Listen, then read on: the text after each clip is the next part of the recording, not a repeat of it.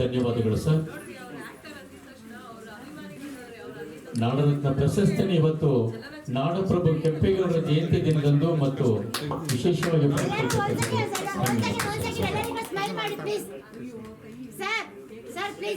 ಧನ್ಯವಾದಗಳು ಸರ್.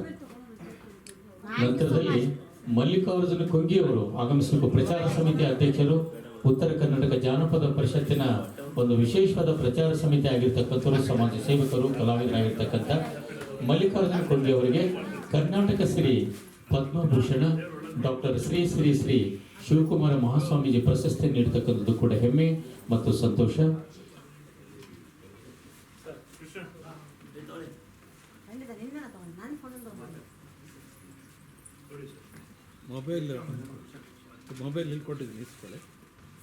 ಶ್ರೀ ಮಲ್ಲಿಕಾರ್ಜುನ ಕೊಂಗಿ ಅವರಿಗೆ ಕೂಡ ಕರ್ನಾಟಕ ಶ್ರೀ ಪದ್ಮಭೂಷಣ ಡಾಕ್ಟರ್ ಶ್ರೀ ಶ್ರೀ ಶಿವಕುಮಾರ ಸ್ವಾಮೀಜಿ ಪ್ರಶಸ್ತಿ. ಇದರ ಜೊತೆಗೆ ಅಖಿಲ ಕರ್ನಾಟಕ ಅಣ್ಣ ಪ್ರತಿಷ್ಠಾನ, ಕರ್ನಾಟಕ ಪತ್ರಕರ್ತರ ಸಾಂಸ್ಕೃತಿಕ ವೇದಿಕೆ ಕೂಡ ಇವರಿಗೆ ವಿಶೇಷವಾದ ಪ್ರಶಸ್ತಿಗಳನ್ನು ನೀಡಿದೆ. ಇದರ ಜೊತೆಗೆ ಕರ್ನಾಟಕ ರತ್ನ ಡಾಕ್ಟರ್ ವಿಷ್ಣು ಪ್ರಶಸ್ತಿ, ಕಾಯಕವಿಗೆ ವಿಶ್ವಗುರು ಬಸವಶ್ರೀ ಪ್ರಶಸ್ತಿಯನ್ನು ಕೂಡ ಮಲ್ಲಿಕಾರ್ಜುನ ಕೊಂಗಿ ಅವರಿಗೆ ನೀಡತಕ್ಕಂಥದ್ದು ಹೆಮ್ಮೆ ಮತ್ತು ಸಂತೋಷ. ಜೋರಾಗಿ ಚಪ್ಪಾಳೆ ತಟ್ಟೋದ್ರ ಮೂಲಕ ಅವರಿಗೆ ವಿಶೇಷವಾಗಿ ಅಭಿನಂದನೆಗಳನ್ನ ಸಲ್ಲಿಸೋಣ.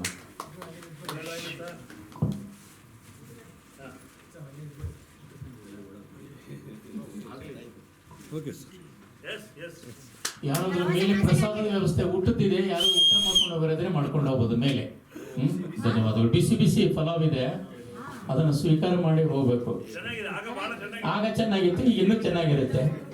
ದಯವಿಟ್ಟು ಸ್ವೀಕಾರ ಮಾಡಿ ಹೋಗಿ. ಯಾರು ಊಟ ಮಾಡಿಲ್ಲ ಅವ್ರು ಮಾಡಿ. ಈಗ ನಂತರದಲ್ಲಿ ಗಾಯಕಿ, ಕಿರುತೆರೆ ಮತ್ತು ವಿಶೇಷವಾದ ಸಿನಿಮಾ, ರಂಗಭೂಮಿ ಎಲ್ಲದರಲ್ಲೂ ಕೂಡ ಅಭಿನಯಿಸಿರ್ತಕ್ಕಂಥ ಶ್ರೀಮತಿ ರಶ್ಮಿ ಅವರು ದಯವಿಟ್ಟು ವೇದಿಕೆ ಬರಬೇಕು. ರಶ್ಮಿ ಅವರಿಗೆ ಕೂಡ ನಾಡರತ್ನ ಪ್ರಶಸ್ತಿಯನ್ನು ಈ ಸಂದರ್ಭದಲ್ಲಿ ನೀಡತಕ್ಕಂಥದ್ದು. ಇವತ್ತು ಕೆಂಪೇಗೌಡರ ಒಂದು ಜಯಂತಿಯ ದಿನದಂದು ಕೂಡ ರಶ್ಮಿ ಅವರು ವಿಶೇಷವಾದ ಗೀತೆಗಳನ್ನ ಸಾಧಕರ ಮುಂದೆ ಹಾಡಿದ್ದಾರೆ.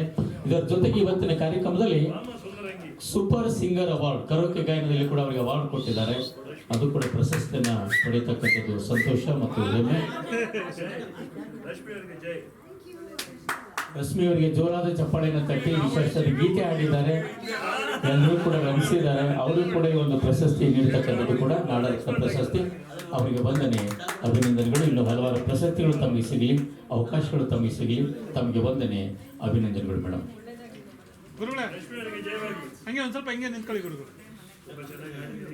ಕೃಷ್ಣ ಸರ್ ಬನ್ನಿ, ನೀವು ಒಂದು ಸ್ವಲ್ಪ ಹಂಗೆ ನಿಂತ್ಕೊಳ್ಳಿ.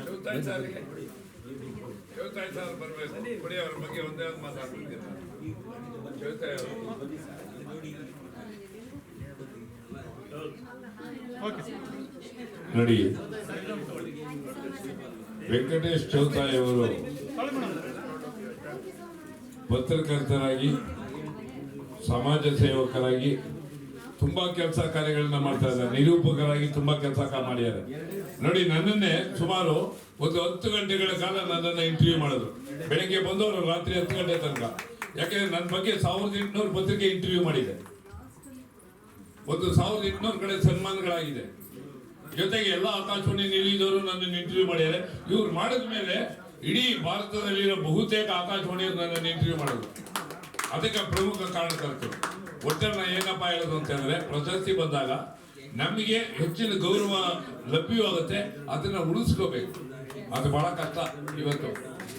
ಯಾಕೆಂತ ಹೇಳಿದ್ರೆ ಪ್ರಶಸ್ತಿ ಮೌಲ್ಯ ದೊಡ್ಡದು, ಅದನ್ನು ಉಳಿಸ್ಕೊಳ್ಳೋದು ಬಹಳ ಕಷ್ಟ. ಈ ರೀತಿ ಸಂದರ್ಭದಲ್ಲಿ ಕೊಟ್ಟಾಗ ಅದನ್ನು ದೊಡ್ಡ ಪ್ರಮಾಣದಲ್ಲಿ ಉಳಿಸ್ಕೊಂಡಿದ್ದೆ ಆದ್ರೆ ಅವರು ದೊಡ್ಡ ಪ್ರಮಾಣದಲ್ಲಿ ಬೆಳೀಬಹುದು. ಖಂಡಿತ ಬೆಳೀತಾರೆ. ಯಾಕೆಂದ್ರೆ ಮೊಬೈಲ್ ತಗೊಂಡ್ರೆ ಮೊಬೈಲ್ ಇಲ್ಲದೆ ಜೀವನವಿಲ್ಲ, ಜೀವನದಲ್ಲಿ ಮೊಬೈಲ್ ಇಲ್ಲ. ಊಟಕ್ಕೆ ಬಾರಿ ಸೀತು ಅಂತ ಮುಗಿಸ್ತಿಂತಾಳ ಮಾತು ಅಂತ. ಮಾತು ಮನೆ ಕೆಡಿಸ್ತು, ತೂತು ಒಲೆ ಕೆಡಿಸ್ತು ಅಂತ ಒಂದು ಗಾದಿ ಮಾತಿದೆ. ರಾಮಾನಂದ್ ಅವರೇ, ಜಾಸ್ತಿ ಆಯ್ತು ಅಂತ ಅನ್ನಕ್ಕಾಗತ್ತಾ? ಚೆನ್ನಾಗಿ ಮಾತಾಡಿದ್ರಿ, ಬಹಳ ಸಂತೋಷ. ಯಾಕೆಂದ್ರೆ ಇಲ್ಲಿ ಗಂಟ ಸುಮಾರು ಜನ ಪ್ರಶಸ್ತಿಯನ್ನು ಪಡೆದಿದ್ದಾರೆ. ಅವರೆಲ್ಲರಿಗೂ ಧನ್ಯವಾದಗಳು. ವೇದಿಕೆ ಮೇಲೆ ಆಸೆಗಾಗಿ ನಮ್ಮ ಜೊತೆ ಇಷ್ಟೊತ್ತು ಸಹಕಾರ ನೀಡಿದಂಥ ಎಲ್ಲ ಗಣ್ಯರಿಗೂ ಧನ್ಯವಾದಗಳು. ಈಗ ಒಂದು 3-4 ಹಾಡಾಡ್ಬಿಡ್ತೀವಿ. 9:30ಕ್ಕೆ ಲಾಸ್ಟಲ್ಲಿ ನಿಮ್ಗೆ 2 ಹಾಡು ಕೇಳ್ಬಿಟ್ಟು ಹೋಗ್ಬೋದು.